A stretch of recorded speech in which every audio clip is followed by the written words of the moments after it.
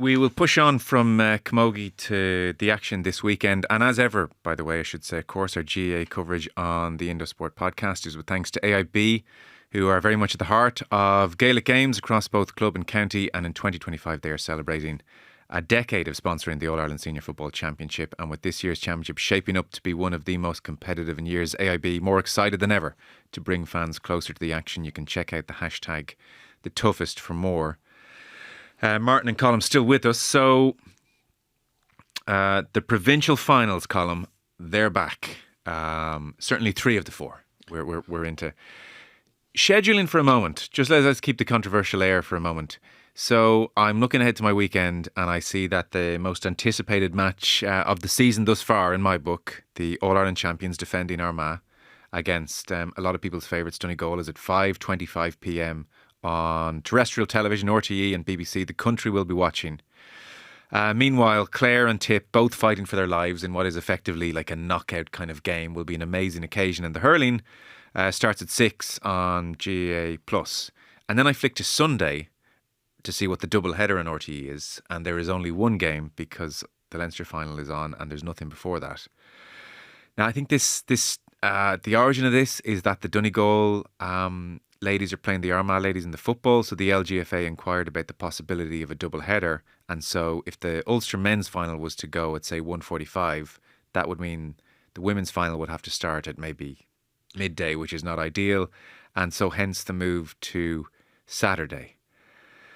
And I'm sympathetic to all that, but like just at a glance as a sports fan who wants to follow this sport, it's like, what a mess. Again, it's like, it's just, what are we doing here? I suppose, first of all, Clare and Tipperary was always going to be fixed for 6 o'clock on that Saturday evening. There are no lights in Cusack Park. There are no lights in Clones to allow for, if obviously in Clones, if there could be extra time.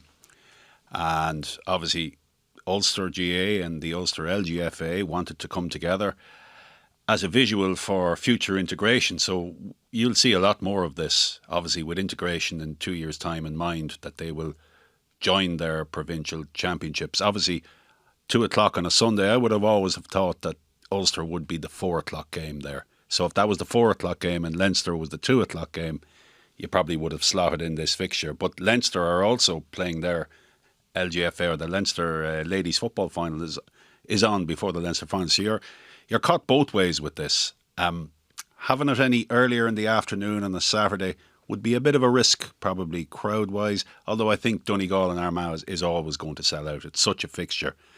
But this is, yes, the scheduling is not ideal. There is no facility to move the Clare-Tipperary game back too far, because obviously as it gets dark, it's going to be a problem with no lights there. So, yeah, an unfortunate clash. I think we'll see more of it as you bring ladies football and football together, and obviously camogie and hurling are going to see more of this when they're going to be on the same bill. And it's such a compacted season that there's just not going to be the room, and we are going to see more of this. You possibly could have brought the Ulster final forward, bring them all forward. I'm sure there's reasons for that, but that would be Ulster and Munster talking to each other, and they all want to. Obviously, Munster GA are not really too bothered about what's going on up in Ulster at this time of year. We have our game 6 o'clock. That's it. We were in place here, and everybody else can work around us, and that's the nature of these things. I'm sympathetic, Martin, to the complications, but the net result is not good. Well, I wouldn't be sympathetic at all, actually, Joe. I mean, the nonsense starts from the fact that August and September are closed down, and whatever about September, that's too much squeezed into such a short time. And it doesn't matter what you do, it's got worse, because as Colm says now, you're trying to do double headers with the ladies football or camogie or whatever. It's got more complicated, and yet there's no clear, no indication of a change. I mean, Giles Byrne said recently it would be a matter for the next president. Now, he's only in this is 15 months into it. I don't understand why that is the case. And secondly, it's not really a matter for the president. It's not an executive decision. It is a decision of if somebody wants, if the GA as a whole want to change it, or a majority want to change it, or whatever. But that's the problem with that, everything squeezed so tightly. And it is very odd, as I said, there's only one match on Sunday at 4:15. But that's what you're going to get as long as. And in fairness to people making the fixtures, they have no choice, and they're told you have to have everything finished by the end of July for football, or into August for ladies ladies football. Why ladies football, and by the way, why ladies football and Camogie haven't availed of the own goal scored by the GAA, I do not know. Instead of that, they're squeezing everything in as well, and the end result is they're all losing out, and they will lose out. And as I say, I'm amazed at Giles Byrne saying, well, if he wants it as this, but that's fine. But to say it's a matter for the next president, I can't understand that, because the next president doesn't come in until 2027. Is it 2027? 2027. So therefore 2028, because he couldn't do anything or even start the ball rolling. So I can't understand that. Because I thought when Tom Ryan put it in his report this year, yeah, I suspected that's more imminent. It's more or less shot down now. Yeah. It is and it isn't. Maybe there's a sense there. I mean, I don't think it's. I certainly don't think it's gone back to September. And I would have said it here. No, but August. But I would have thought there was flexibility, and I still think that. And I know there will be counties, and Cork and Galway will always, who have the biggest block of club fixture, will say, no, we need 16 weeks to finish. But sometimes there can be contingency plans for reaching an All-Ireland final. Now, Cork and Galway are most likely to be in two finals of all counties, and that would be problematic. But I think there's a yield of a week there still. I still think an All-Ireland final can go into August by 1 week, possibly two. But I think the first step would be one. But you're not looking at beyond that. That's not going to happen. 2 weeks would help. And by the way, Galway, they don't have that problem in hurling because they don't have a provincial championship, so it's not an issue. It's not as big an issue. It's not an issue, but I suppose the other issue is, Martin, you'll have a club senior final perhaps in November. Now I know they've played them before, but it's probably they still do it. They still do it, right? Yeah, but I mean, it can, it might be that it would go further in. I mean, I was at a Galway final years ago in December. So they can press on. In 1993, Derry played their county final on St Stephen's Day and got 5,500. I guess as maligned as the provincial championships are, it's been a good year for them. I know Kerry took care of Clare in fairly mundane fashion, but Kerry Cork was a great match. We have two, because of what happened to Dublin, two matches at the weekend now, which people are really excited about, and the ticket sales for Louth-Meath already, I think we're past 50,000 territory, which is going to be an extraordinary occasion. And you were at Galway Mayo in McHale Park at the weekend, Colm. I know this was one of those wind-affected games. So Galway declare at half-time. It's one of those jobs. Mayo go back to within level with maybe 15 minutes to go. And it's the hooter goes. Mayo need a two-pointer. Matthew Ruan has a go, misses. But it was, and we were chatting briefly before we came on air, and you said as much, even watching on TV, it was a very vibrant, pulsating kind of a game. Like, it was just exciting. It wasn't a chore to watch at all. It was great. Yeah, and 27,000 plus, upwards of 27,000 were in Castlebar. And, you think when Munster and Connacht played there a few weeks back and they got 25,000 there, and you say, well, will you see that in Castlebar? Because the Mayo crowd has eroded somewhat. You could always depend on the Mayo crowd to get out, but during the league there was 6,000 at the Mayo Tyrone game, and you're saying they're starting to lose the faith here. But they came out in their droves for that game. And I was watching Dylan McHugh block Paul Towie in those closing stages, and Galway broke for the lead point. And I said, well, there's a man who's not... there's a man who doesn't think the provincial championships are finished completely, Dylan McHugh. And you can say the same about Conor Gleeson and his save. Those moments really mattered, or that the impact of the draw would somehow shape the Connacht final, in that there would be a reluctance. Not in those closing moments, or not in Liam Silk winning that ball to get it to Liam O'Conneilla for that winning point, and certainly not with the reaction of the Galway crowd, who were out onto the pitch afterwards to celebrate a fourth. This wasn't a first or a second or a third in a long time. This was their fourth in a row, yet they got out. They were so thrilled by it. It was a magnificent contest, it really was. And every one of the provincial championships this year, and I'm not saying it's a rebirth of the provincial championships, but they do matter. And they mattered to Galway to beat Mayo, even though it was their fourth in a row, and they have beaten Mayo in the Connacht Championship in three of those now, 3 of the 4 years. It really mattered to them. It really mattered to Kerry to get over the line against Cork. That was another great game down down in Park Cueve, and obviously I thought Tyrone and Armagh was an exceptional game too, right down to the wire. The Ulster Championship hasn't really lifted in the way, and then you had Meath turning over Dublin in the manner that they did, and obviously the justification of taking that game out of Croke Park. I was kind of surprised to read Ger Brennan's comments last week from the launch to say that their game should have been in Croke Park and the game should have been in Croke Park. Whatever chance you have of levelling the playing field, it's probably going to be taking the semi-finals out, small as it may be. Now, Dublin will always travel and they'll travel well and have no issue with it, but I thought it was significant to bring the game down there. Martin, it can't be a coincidence that we're talking about all of these good games with the new rules. Yeah, well, I think Galway May would always have been would draw the big crowd anyway since Godson's time began. I mean, the rivalry is.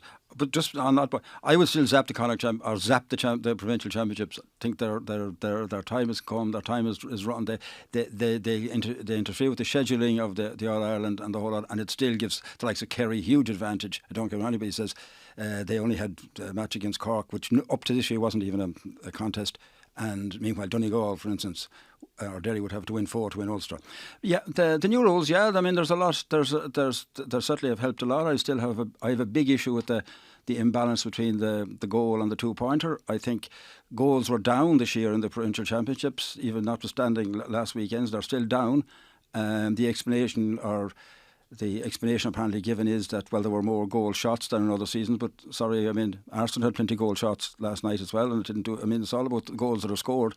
I have an issue with that. Yeah, there's certainly the quick free, the 2-pointer. I just think that imbalance to me is a problem. But in general, a lot of them are working well. I'm not so sure still about the 3 players back, because it's a form of offside where 3 players cannot play any active part in the game. Doesn't matter what happens. They can train from January right up to the All Ireland final day, and the last 10 minutes in the All Ireland final or any other game, they cannot play. They can play a part in the game. I don't think that's right. I think it's still a great pity that they didn't address the hand pass, which is we've had as many hand passes as ever. But there's no point. That battle is over for now. And yeah, they have improved a lot. The game is a better spectacle. But we were starting from such a low base that it wouldn't have taken much, I have to admit, in my opinion, to make it a better spectacle. I think the 3 up is. At the outset, I thought it would be the most problematic rule in terms of implementation and everything else like that. But I was wrong on that, because it is providing all the space for all the action to happen. Where are the goals? If there's so much space, Colin, where are there no goals? Why are there less probably goals? Less Fewer goals. Well, probably less goals because there is a greater preoccupation with 2-pointers. Correct. So the imbalance is there, and yes, it is something that will have to be addressed, I think. It was abandoned quickly after the provincial championships last year. There was a bit of unease around it, but I think it will be back on the agenda. Either that or the 2-pointer will be removed. But I don't think. I think it's such a spectacle, and I go back to the point I made before. The Kerry-Tyrone game this year, David Clifford scored a wonderful hat-trick up in Pomeroy on a difficult windy day. And the 9-point accumulation for that was cancelled out by 4 2-point kicks onto the wind and carried over by Tyrone. I says, well, that's just not right. Kieran McGeeney kicked a flag in the Tyrone-Armagh game, and Tyrone got 2 points, which was 66% of the value of a great David Clifford goal. So it's completely skewed. It's completely skewed. So I think either address the value of the goal to incentivise teams to stop playing around. But the 2-point option is like looking for the drop goal in rugby. They're just playing around the arc and really good at it. Teams have become really, really good at engineering that 2 points, because there's far less, I won't say far less effort, but the chances of a 2-pointer are far, far greater of engineering even a goal chance. But the drop goal is still 2 points less than a try. But I'll ask you this one. The 3 back. If you were playing and you played not an All-Ireland final, but you played at a reasonably high level. If you were playing and you were in a county final, and in the last few, or any time in the last few minutes, 3 players have to stay back. They cannot join the game. Name one other game, one other field sport where players are prevented. This is an offside rule. In rugby and soccer, you can obviously join the play by doing it correctly. You cannot. You can stand with your arms folded and watch the play for as long as the ball is in the other half of the field. Well, obviously, different players at different times can fill the three, so it doesn't always have to be the same three players. But there is no doubt in my mind that the space created by the three up is probably the biggest catalyst to the game that we're seeing, along with the back pass to the keeper, the prohibition on the back pass to the goalkeeper, and the three up is creating pockets of space that aren't always visible, but they're there. So I think that's worth sacrificing, Martin, for a few players to put their hands on their hips in the last 10 minutes of an All-Ireland final for the game that we are seeing above everything else. And I'd have more reservations about the two-pointer, which I thought I'd love, and I'd have more reservations about the kickouts being restricted to going beyond the arc. But I have to accept they're creating great contests and they're creating uncertainty that a team won't have the ball and carry it for the next 2 minutes. So it has reshaped the game. There is no doubt about that. Not the hand passing, though. Very, very difficult to restrict hand pass. Number one, and this was tried in the pre-season 5-6 years ago. Number one, referees have enough to do without counting hand passes. Could I also jump in there? I spoke to Gavin about this. They tried several games with restrictions on hand passes, and players kicked the ball 5 metres to each other. Yeah, and that happened, Joe. That happened 5-6 years ago, right, where a player would maybe kick 2 metres just to break the chain, and then the hand pass. Hand pass, little kick to you, and we're starting again. It still will be more difficult. I mean, we never saw those trialled. I mean, but just get back briefly to the 4-minute goal or the 4-point goal. I think they panicked a little bit after the first game in Croke Park, where Connacht, I mean, that Leinster team was exceptionally weak, and Connacht got a few early goals, and I think there was unfortunately that was it seemed to be a big influencing factor because they dropped it very quickly. They did. Yeah. It was a strong reaction. Look, this was never going to be perfect. If we're all agreed it's even better, and we're not in full blown crisis here, I think that's a great achievement on Gavin's part and the FRC's part. And again, handing back the ball, as unseemly as it looks to see a player running around and handing the ball, it is speeding up the game, it is creating, it is opening up. Yeah. It is stopping that clog that was in the game for so long, where teams could just delay a fraction to allow their colleagues to get back into defensive formation, and then we're into those hand passing sequences again. So at least while the ratio of hand to foot passes have increased, but you'd also have to factor in that there's a solo and go now, so the ball is not being kicked with a free kick. It's been more often been taken with a solo and go. So the hand pass ratio may be up, but at least the game is moving in the right direction and at a better pace. One comment. Final comment. Yeah. There was there was an alternative to the 3-back, and that make it 13 aside with rolling subs that you could still play 20 players. 13 aside, have the money where you want it. Okay, it would still help create space. And you could still 20 players have them rolling on and off, whatever. That was tried in colleges football back in the 60s and the 70s. Yeah, you were concerned about Colm with his hands on his hips, stuck up in the half. Now you want him on the subs bench? No, I don't, because he's rolling in and out. That'll suit him. That would have suited him better. Okay. Right, we'll come back to it routinely across the summer. Just a quick one on Galway before we look ahead to the weekend. I thought it was kind of striking that Joyce, and understandably from his point of view, gave short shrift in the interview on TV to a question about Walsh and Comer. So he said, look, we've 26 lads out there. I think the talk should be about them lads. And I get that, as it should. And Rob Finnerty is to the fore, and you've got Matthew Thompson coming along, and you've got Paul Conroy, who with his 2-pointers weighs in with 6 points. And they are not a bad team by any means without Comer and Walsh. I've heard several pundits say, no, they're not as reliant. That's a great forward line. Honestly, Comer Walsh, it's about far more than them. I don't really buy that. I think Galway need Comer, need Walsh. They're just a different team with those two in it. Discuss.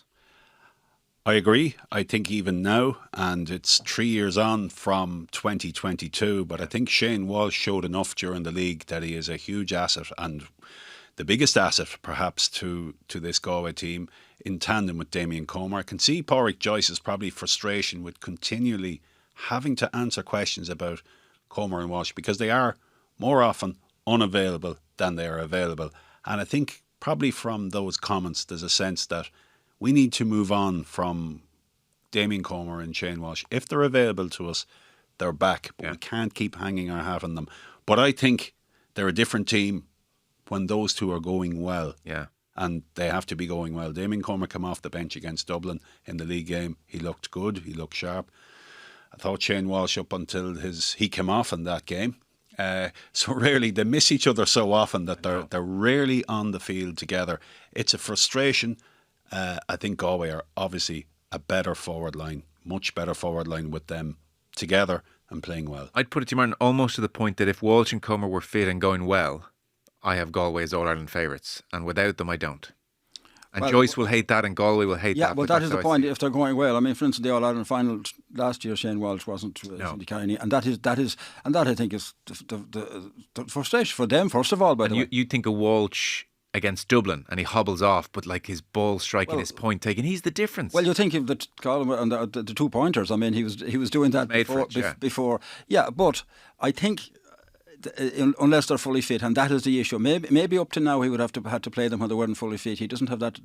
I remember Mick Dwyer said to me one occasion that one mistake he made was one match. I think it was might have been the 77 semi-final. One of them. The mistake he made was I played 2 injured players. He says, and you never ever do it. He said, and I never did it again. That was Niall Buckley in the 1998 All Ireland final, was it? No, it was Kerry. With Kerry, yeah, and that was so. I think that is the problem. If they're 100% right, yeah, but otherwise no, because it doesn't matter how good you are if you're carrying any negative more. Let's assume for a second, and you hope it's not the case, but the trend continues, and they're either not fit or they're not going well. They're down at full fitness. Where do you have Galway without them? Look, they're still in the top 2 or 3. I mean, we don't know how these new lads will stand up as the season goes ahead. And I mean, just an interesting thing there, for instance, Galway, like a great celebration in Galway and enjoy last Sunday, of course. But by Sunday week, Mayo could well be in a better position. Galway playing Dublin, whom they only beat once in 90 years. Admittedly, it was last year, but by 1 point. Yeah. Now. There'll be a backlash of some description. You can rest assured from Dublin. Mayo play Cavan. So by Sunday week, Mayo will almost certainly have 2 points based on all known form. It may be enough. Already they may be in the preliminary quarter-finals.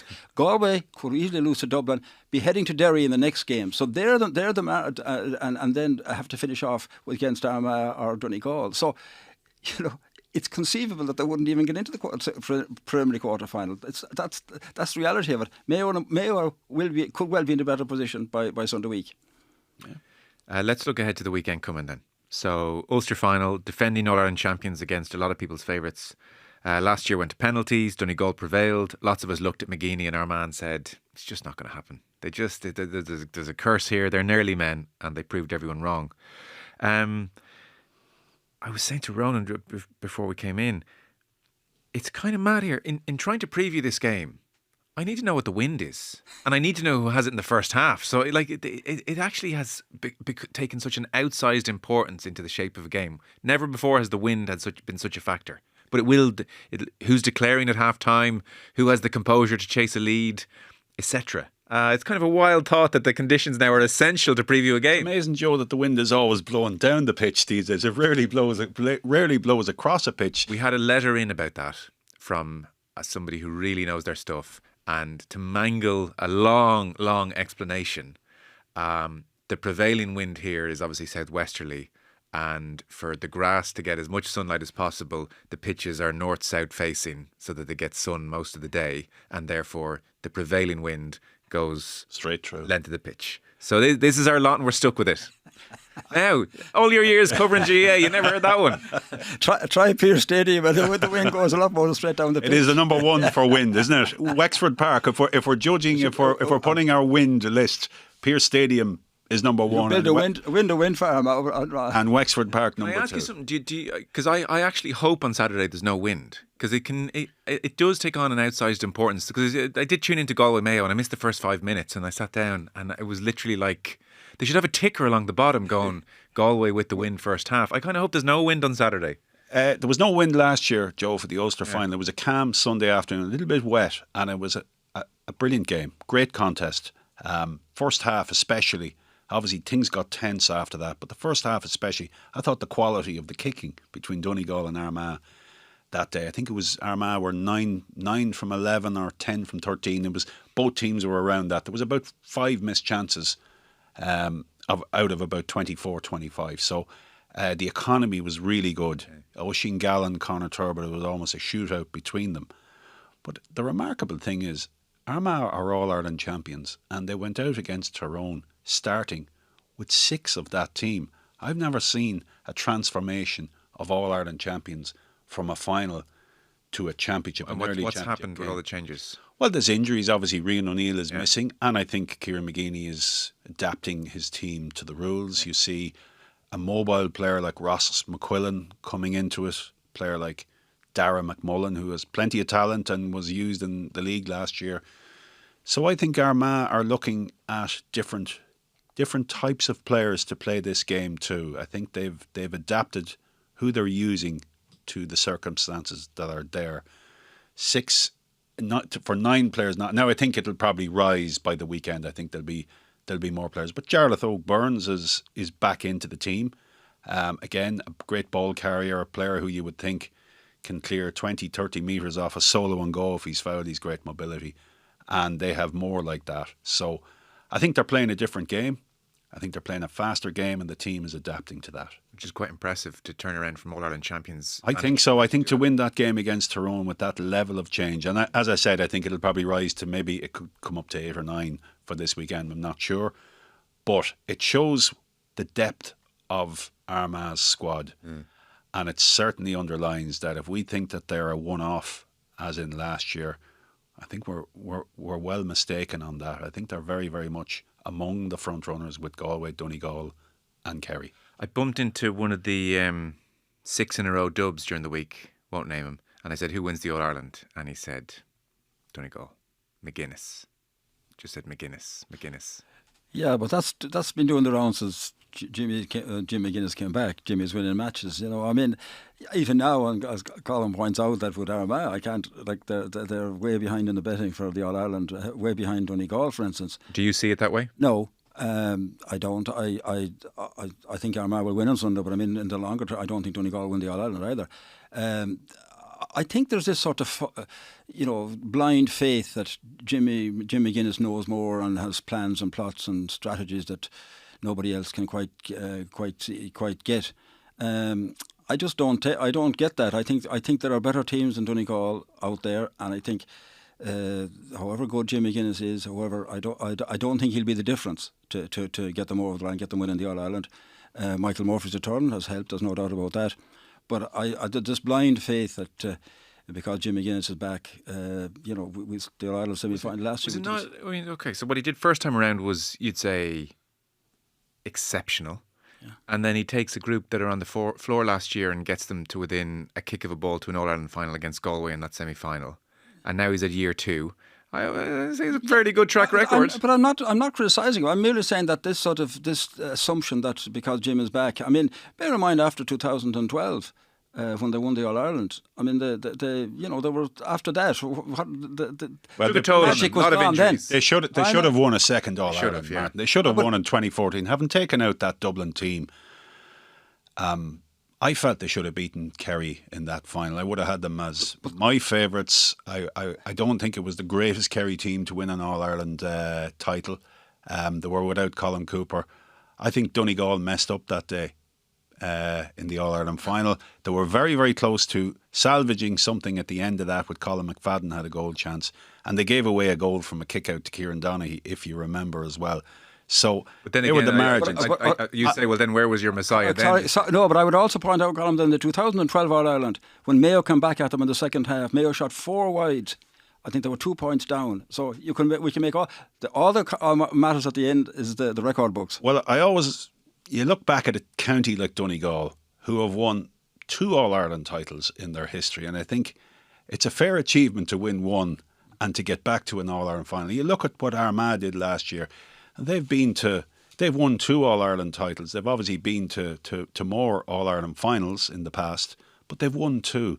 So it is a really big.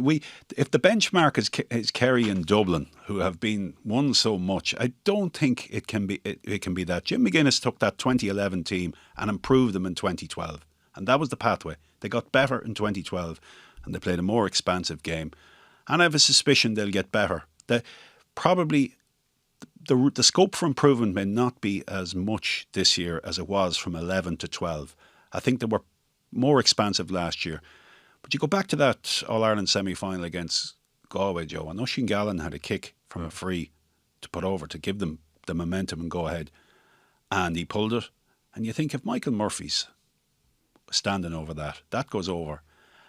And Donegal could go on and win that game. Chances are they probably could have been All-Ireland champions again. Maybe very, very close. Obviously, all these games are very, very close. So I think there's scope for improvement for Donegal from last year to this. We probably haven't seen it in this championship yet. They weren't electric against Down. No, and Monaghan came back at them. They were good against Derry early on, and then when Derry came back at them, they went again. But I don't think they've been great in their last two games. Philly McMahon, he said they're uncharacteristically giving up a lot of space, goal chances. So he's not convinced either of Donegal. But Joe, also your 6 in a row, Dublin. I mean, they spooked them in 2014. And again, if you go back and look at that game, Dublin missed 2 goal chances early in that game, and if they had got them, and again, a lot of ifs and buts. Yes, there are. Yeah, but if you're making the argument about ifs and buts in favour of Donegal, they could make it against them as well. And you remember that? I think there were 9. I think Dublin were 5 points up at that stage, and they missed 2 goals. So that would have been a wipeout. So again, it doesn't matter. There wasn't a wipeout. But you do rate McGuinness, obviously. Yeah, of course you can. No, but I'm not a great believer in all the messiahs that the sideline. It's like my whole thing about you only ever hear what was said to what the winning manager said at half time when the team is behind. Yeah. You never hear what the losing manager said. I think what never asked either. I have to say, Martin, the pickup from McGuinness from 2023, where they were losing to Down. This is the same Down team that they dismissed by 6 points the last day quite easily. The pickup from that, okay, they were coming from a very low base. But he lifts all boats in the county. Yeah, we're denying that. There's absolutely not like a low-hanging fruit magic tactic a la 2011 that he can whip out this time. I agree with you there. I don't think we're going to see something this year and we're like, whoa, what's just happened? But the point is, his players think he's the Messiah. Yeah, of course, and they've as I said, they responded after when he came back, but. And they're there and thereabouts, but they're not. I don't think that Jim McGuinness returning will be the difference to make Donegal win. I don't see them winning the All-Ireland. You don't think that the players? I think they're better players elsewhere. Yeah, okay. Yeah. And you're leaning towards Donegal Saturday? Slightly. I think, again, go back to Jim McGuinness, the Messiah. But I think Jim McGuinness, of all managers in the game, I think he puts more stock into, more emphasis on winning a provincial title. He cherishes the Ulster title more. He talks more of winning an Ulster title than he does about anything else. So it starts with Ulster, where I always get the sense, and even more so since last year, that Armagh look at the broader picture, and that's maybe why they only have 6 out now. I think it's a style issue, but they're quite happy to wait on players to get back, knowing that it's going to be a long season. I don't think the Ulster title, having won an All-Ireland, is such a big obsession. Won't stop them. There'll be Dylan McHugh blocks and Conor McGleeson saves on Saturday evening as well. But I just think Jim McGuinness's view of the Ulster Championship may percolate into that dressing room. I mean, this is his 6th season as Donegal manager in an Ulster Championship. They've been to every final. They've won 4 previously. They've only lost 1 Ulster game. Okay. It's a phenomenal record in a difficult province. It's going to be an amazing game. So you've Donegal by a nose. Slightly. Your Messiah's McGeeney. Well, I think McGeeney hasn't won an Ulster. I think he'd like to. I think it might be a little stone in the shoe that he needs to take out. It should be an amazing game. I'd say the most likely outcome is extra time, isn't it? Which it's been the last 3 years. There's been extra time in Ulster. Most of you are one-sider, so. And 2 of them have gone to penalties. So. They're missing out a lot of money on the replays, aren't they? Louth-Meath at Croke Park on Sunday. I read 50,000, did I? 50,000 upwards. It's more likely to be 60,000. I heard this morning, actually, it's going to be 60,000, and it may even creep up a little bit more than that. So amazing. Martin's decision to zap the provincial championships. I challenge you to go down to Louth, more so even than Meath, and promote your idea that you should this week go into RD or somewhere like that and promote your idea that you're going to zap the provincial championships. You can't have systems and structures based on emotion, I'm afraid. I mean, in that one. But just on that, I took the trouble to root out the match report when Louth last won the the All-Ireland and the Leinster title in 1957. So, Colm, this has got to emulate on Monday now. This was John D. Hickey's opening sentence the day Louth beat Dublin in the 1957 Leinster final. Game, match, contest. How utterly inadequate those words appear in relation to the vibrant and thrilling Leinster football final, which Louth defeated Dublin before 30,234 spectators at rain-swept Croke Park. For my own part, I prefer to describe it as awesome football conflict, and even if on a few occasions enthusiasm and frustration caused some to offend the canons of good sportsmanship by adopting a pugilistic attitude, it was a memorable war that I will forever treasure. So that's your... Is that a fancy way of saying there were a lot of fights? Exactly, yeah. But 30,000 for Dublin and Louth in 1957. A Dublin team, by the way, that went on to win the Ireland the following year with Kevin Heffernan on the board. So it is a massive. It's fantastic. It is, and even the prospect of 10,000 more, upwards of 10,000 more than that was there in 2010. I think that's a legacy of 2010. I think 2010 and what happened obviously with the late controversial goal has probably added fuel on top of the novelty and on top of the fact that Louth, for the first time ever, they're in 3 Leinster finals, minor, under 20 and senior. A phenomenal achievement for a county that I always feel is untapped with regard to Gaelic games. They've 2 of the biggest provincial towns in the country, Dundalk and Drogheda, and you never get the sense that Louth gets enough out of either of those. This could be a catalyst for that. There's huge interest in the county. Their under-20s were huge support down in Newbridge last week to beat Meath and win their first in 44 years. So it's going really, really well for them. I think momentum is with them. It's a 3rd Leinster final in a row as well for the seniors. So it's extraordinary run they're on. Ger Brennan said there's a very healthy hatred between Meath and Louth. Does that go long before 2010? Is like a border? Like I would have thought Meath would have looked at Louth and said, "Listen, probably you might hate us, but we're not really thinking." It probably is a little bit like England and teams around them that Meath probably. Everyone hates. They're bigger up, yeah. Everybody, all the neighbouring counties do. I would say maybe Cavan the most of all. I think that's probably. Cavan would be a big rivalry going back years. See, I think of Meath and the Dubs. Yeah, and I think Meath's biggest barometer is always the Dubs. Yeah. But obviously, Louth have beaten them twice now in their last 2 games by 10 points. They've been heavy defeats, and so can Meath bridge that? Like, so 10 points last year, and Meath were awful. Like, I mean, it was bad. And then in the league, they beat them by 5. Missing a few Louth, but it's the league, so who knows? Are Meath bridging this 10-point, 5-point gap? Well, Louth have got players back even since then. They have their all-star Craig Lennon back. They have Sam Mulroy. They were in action the last day against Kildare. Craig Lennon did particularly well, so they've good players back Louth even since that league game. Yeah.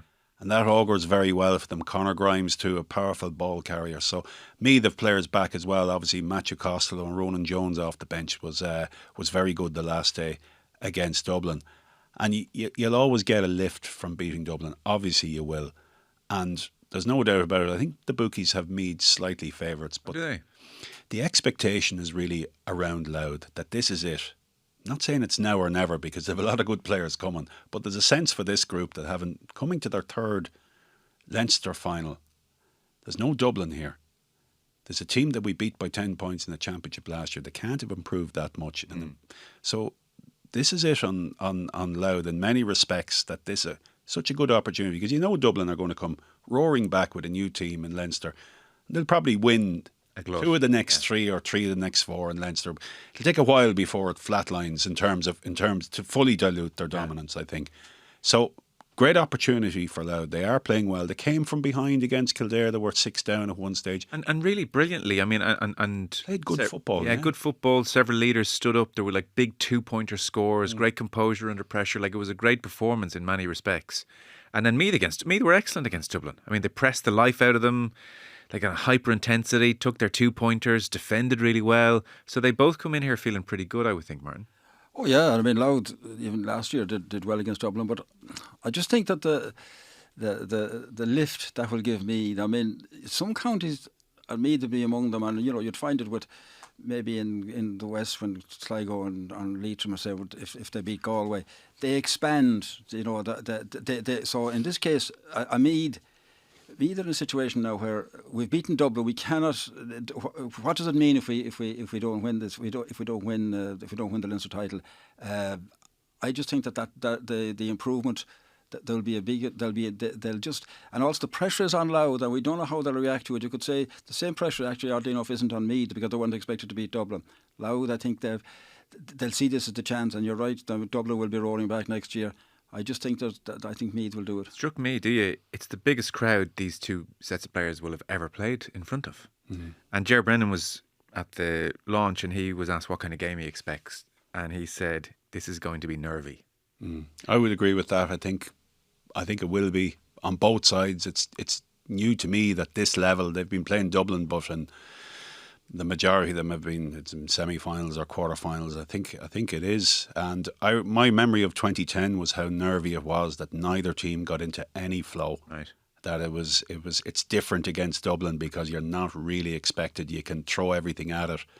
But I think my memory was 2010 was a really edgy game right up to the end. Yeah. That neither team could break for it. I was even edgier afterwards. It was. And for days and weeks and maybe years afterwards, yeah. So this is great. I mean, they're two bumpers, aren't they? Yeah, they are. I mean, the level of football I think Donegal and Armagh will produce. I think Sunday is more of an occasion, more of an event, obviously. But quality-wise, football, Donegal and Armagh will be of the highest standard. It could be our All-Ireland final, you never know. It could well be. So I have, Martin, I have you, Jim, not for me, McGuinness. You're going Armagh and you're going Meath. Armagh and Meath for me, yeah. Okay, and you're going... Flip the coin on both for me, going Joe. Donegal Louth? I think Donegal Louth. All right, okay. Isn't that, how often do we get to say that? Fellas, thanks very much. Is there any other business? I think that's about it. That's it. Yeah. Okay, very good. We will move on. That is Colm Keys and Martin Breheny.